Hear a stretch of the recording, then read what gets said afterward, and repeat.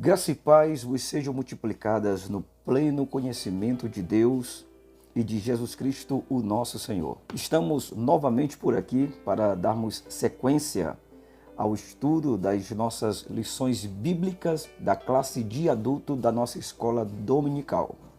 E desta feita está diante de nós a lição de número 7, que traz como assunto o ministério da igreja. E como eu gosto de ser bem prático, bem objetivo aqui nos meus estudos, vamos direto para o nosso texto áureo que diz: e ele mesmo deu uns para apóstolos, e outros para profetas, e outros para evangelistas, e outros para pastores e doutores. Efésios capítulo de número 4, e o versículo de número 11.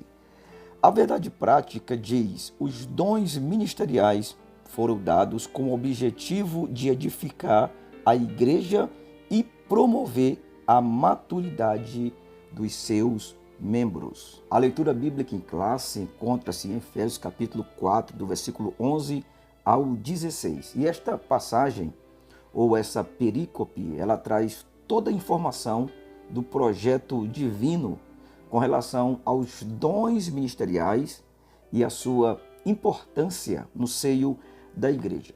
Como, por exemplo, o versículo de número 11 fala-se da soberania de Cristo como o doador desses dons ministeriais, como também o versículo 11 ele identifica os tipos de dons. Que dons são estes? E ele fala apóstolo, profeta, evangelista, pastores e doutores.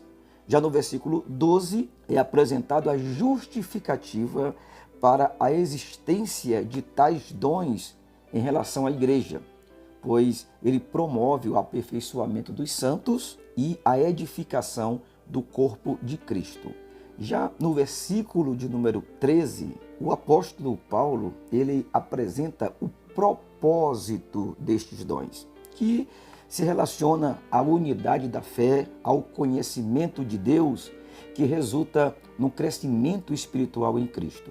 Já no versículo 14 é revelado o efeito nocivo da ausência destes dons. No caso aí fala-se da imaturidade cristã entre os membros da igreja. E fechando a leitura bíblica em classe, os versículos 14 e 15, se vê o processo de crescimento do corpo de Cristo com a dinâmica realizada por estes dons ministeriais. Bom, saindo agora da leitura bíblica em classe e indo para a nossa introdução, é muito importante, primeiramente, nós entendermos que na lição anterior, a lição passada, foi trabalhado mais o aspecto estrutural da igreja, ou seja, como funciona o aspecto organizacional da igreja, seu sistema de governo eclesiástico. Já nessa lição de número 7, será visto a dinâmica de como se comporta o governo da igreja através de dons existentes em seus líderes ou em seus ministros. Isto porque, mesmo nós tendo consciência de que todos os cristãos fiéis a Deus, eles exercem um ministério sacerdotal que o habilita a ministrar diante de Deus, todavia, entretanto, entre esses cristãos que são chamados no sentido geral, Deus escolheu determinadas pessoas para um exercício de funções e ofícios específicos com a finalidade deles servirem a Igreja de Cristo, trabalhando no aperfeiçoamento dos santos através de dons, de ofícios e de funções.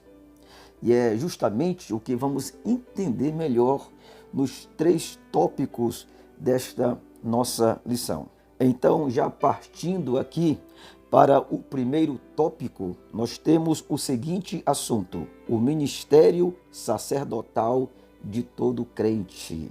A doutrina do sacerdócio universal de todos os crentes tem suas bases no Antigo Testamento, mas para nós entendermos melhor isto, nós precisamos saber que a palavra ministério significa serviço. E dentro do contexto bíblico, este serviço está relacionado à obra de Deus e a obras para Deus, onde pessoas exerciam a autoridade da parte de Deus para ministrar ou para servir outras pessoas, exercendo assim uma função sacerdotal para ensinar, interceder, mediar perdão de pecados e louvar a Deus. Esse serviço ou ministério na história bíblica do Antigo Testamento, ele inicia-se na esfera familiar, através dos patriarcas como Abraão, Jó, Jacó, Isaac, e que através de sacrifícios eles mediavam a vontade de Deus junto às suas famílias. Já com o nascimento da nação de Israel e a promulgação da lei através de Moisés lá no Monte Sinai, de acordo com Êxodo capítulo 19, versículo 6, Deus torna a nação de Israel uma nação sacerdotal. Isto é, ela seria a nação que representaria a vontade de Deus diante de todas as nações da terra. Porém, mesmo Israel sendo uma nação sacerdotal, dentro dela Deus separa uma tribo específica dentre as 12 tribos que existiam. E é separado para um sacerdócio mais particular, que foram os levitas, encabeçado por Arão. Então, para o mundo, Israel seria uma nação líder que mediaria a relação do mundo com Deus. E para o povo de Israel, a tribo de Levi seria a família que trataria da relação espiritual de Israel com Deus. Agora, quando nós olhamos para o Novo Testamento, dentro da visão da nova aliança, a igreja, segundo o apóstolo Pedro em sua primeira carta, ele vai chamar a igreja de sacerdócio real, trazendo a ideia que a igreja seria um povo formado por crentes sacerdotes. Então, a mensagem da nova aliança é que todo crente é chamado a exercer o sacerdócio universal, sem mediação de ninguém. Então, com a morte de Cristo no Calvário, o véu do templo que separava o lugar santo do lugar santíssimo foi rasgado de alto para baixo, trazendo a mensagem de um acesso a um lugar antes proibido de entrar, a não ser o sumo sacerdote da antiga aliança que entraria. Então, com esse rasgado véu, a mensagem agora é de um sacerdócio universal, onde todos teriam acesso a Deus. Se debaixo da antiga aliança o sacerdote era um ministro do culto, agora sobre a nova aliança, como sacerdotes, os crentes oferecem seus corpos como sacrifício, ministram o louvor, intercedem pelos outros e proclamam as verdades de Deus para todos. E para fechar esse entendimento desse primeiro tópico, também é importante dizer aqui que no 4º século depois de Cristo, quando a igreja, em sua esmagadora maioria, se vendeu para o Império Romano, tornando-se católica romana, para eles manterem o controle político e religioso sobre a massa, eles abafaram essa doutrina do sacerdócio universal de todos os santos. Eles vedaram, religiosamente falando, o acesso dos homens a Deus, apresentando a figura dos padres e dos papas como os únicos mediadores, sacerdotes, que podiam responder a Deus pelos homens. Esse domínio durou toda a Idade Média, quase 1000 anos, quando que no século XVI, em 1500, surge a Reforma Protestante, que rompe este terrível monopólio religioso e é novamente resgatado a verdadeira doutrina bíblica do sacerdócio universal de todos os crentes.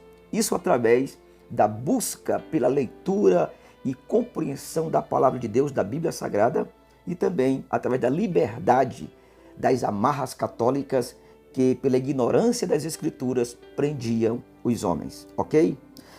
Então vamos agora para o nosso segundo tópico. Vamos entender como funciona esse ministério da nova aliança, que traz como assunto a estrutura ministerial do Novo Testamento. A visão do Novo Testamento, apesar de todo crente ser um sacerdote, Deus separa alguns com alguns dons para o exercício do ministério junto à igreja, que são pessoas especiais para cuidar de um povo especial que é a igreja. Esses alguns que Deus separa são pessoas que exercem ofícios e funções. O ofício é um encargo de autoridade local e a função, ela independe disso. Por exemplo, se alguém pode ter o ofício de pastor, ele também pode ter funções de profeta, de mestres, etc. Pois aqui nós temos no subtópico o chamado ministério quíntuplo, ou os 5 dons ministeriais que vemos em Efésios no capítulo 4 e no versículo de número 11. Esses 5 dons ministeriais representam a mão de Deus que nos molda, que nos cura, que nos corrige e que nos ativa. Então vamos entender estes 5 dons ministeriais. O primeiro deles é o dom de apóstolo. Ele chamou alguns para apóstolo. Sem querer entrar em detalhes se ainda existe ou não este ofício no governo da igreja, queremos dizer que esse dom aqui, na nossa compreensão, está relacionado não ao ofício, mas a uma função. Os apóstolos aqui não são pessoas consagradas, e sim são pessoas reconhecidas pela igreja como portadora de um dom apostólico. São obreiros que lançam fundamentos às igrejas, são obreiros que abrem caminhos, são obreiros que têm a função de pioneirismo.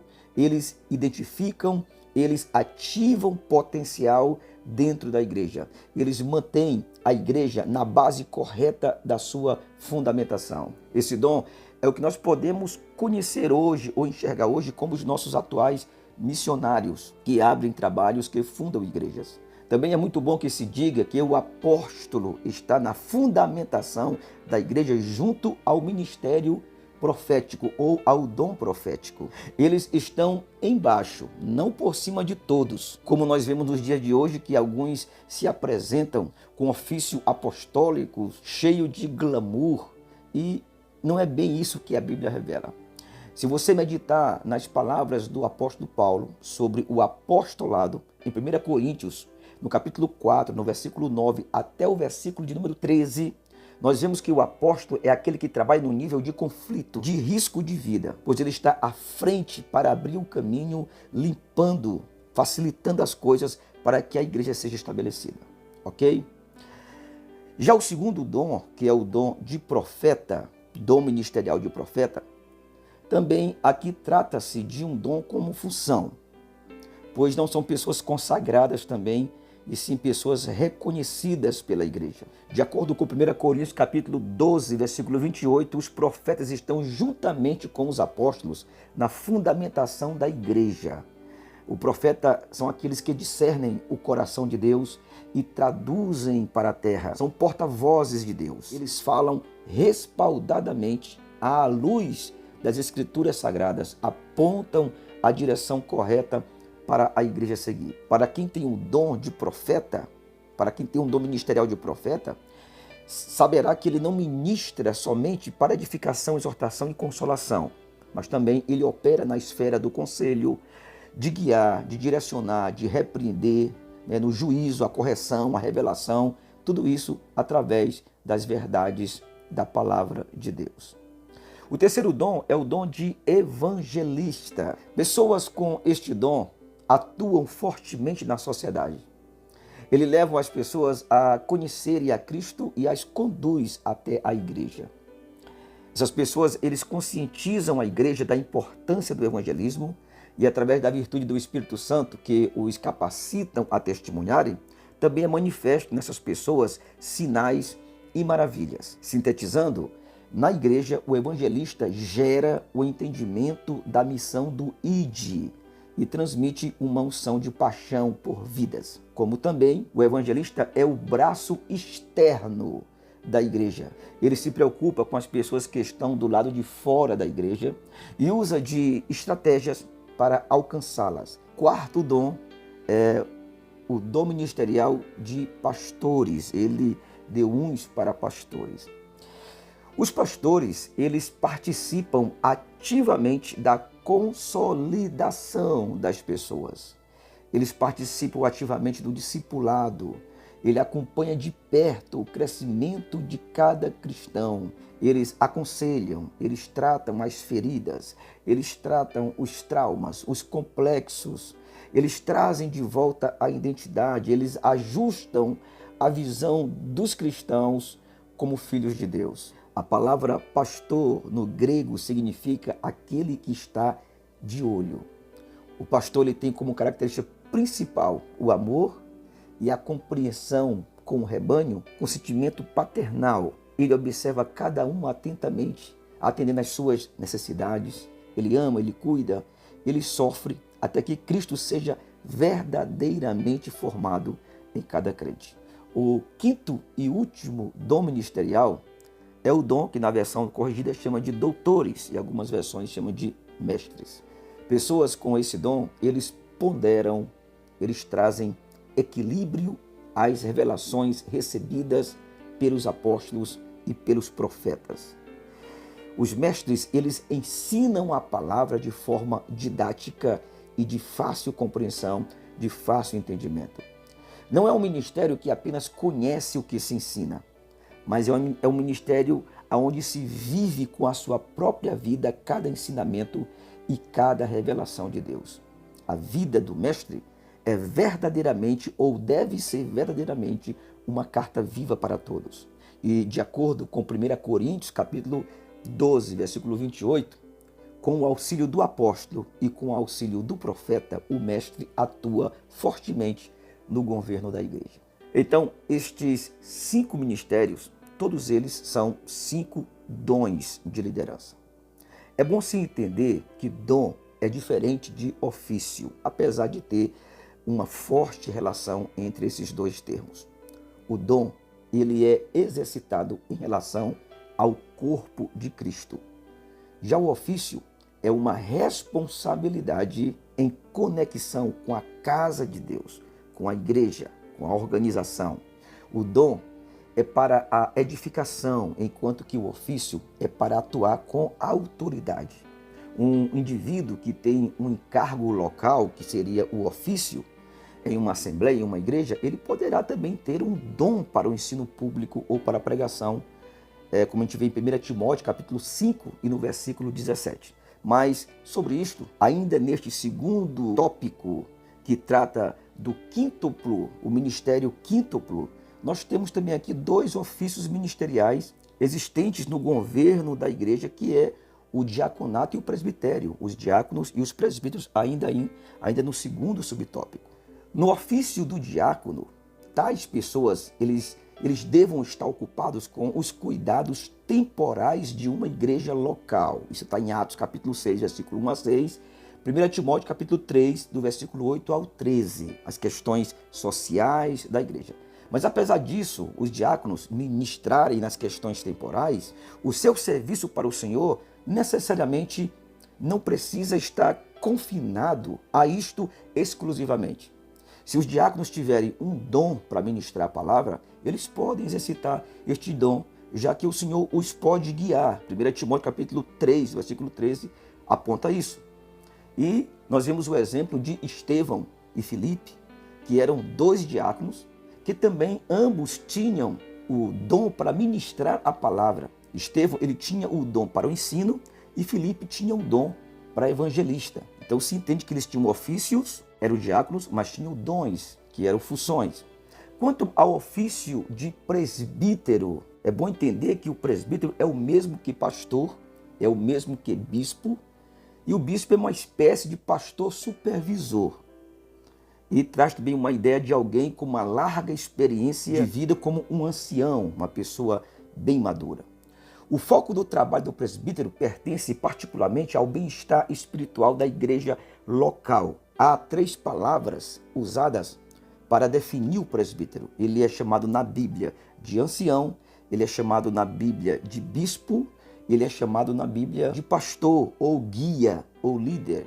Essas palavras elas podem ser usadas intercambiavelmente para o mesmo ofício, para a mesma pessoa. São várias as referências que nós podemos utilizar sobre isso. Mas, indo para o final da nossa pré-aula, nós temos o último tópico que trata das qualificações para o ministério. Terceiro e último ponto.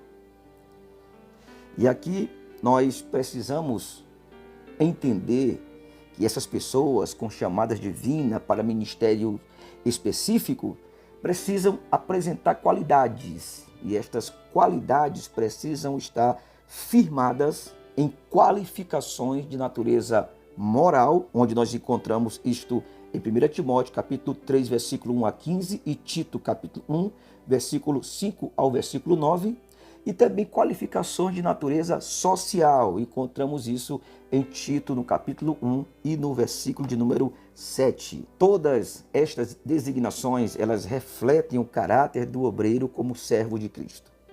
E é isso que torna esse obreiro, esse líder, um obreiro que Paulo chama de aprovado, pois ele reúne em si uma diversidade de qualidades e características positivas. Estas características juntas os levarão a um estado perfeito de excelência, de eficiência e de eficácia na sua vida cristã e em seu ofício ou em sua função ministerial. Concluindo então a nossa pré-aula, aprendemos aqui que todo cristão é um sacerdote de Cristo, porém, dentre todos os crentes, Deus separa alguns para o serviço específico no seio da igreja. E tais pessoas separadas, ou oficiais, ou servos de Cristo, precisam ter qualidades morais e sociais para serem aprovados em seus ministérios. Amém? Ficamos por aqui. Agradeço a todos que são inscritos no nosso canal, que tem deixado o seu comentário aqui embaixo, tem deixado o like, como também tem compartilhado os nossos vídeos. Muito obrigado de coração. Eu peço que você continue deixando o comentário aqui embaixo, nos ajude compartilhando esse vídeo para muitas pessoas, para que possamos crescer aqui nesta plataforma e continuarmos aqui servindo vocês com estas mensagens de edificação e de encorajamento, ok? Até a próxima. Deus abençoe. Este é o meu entendimento.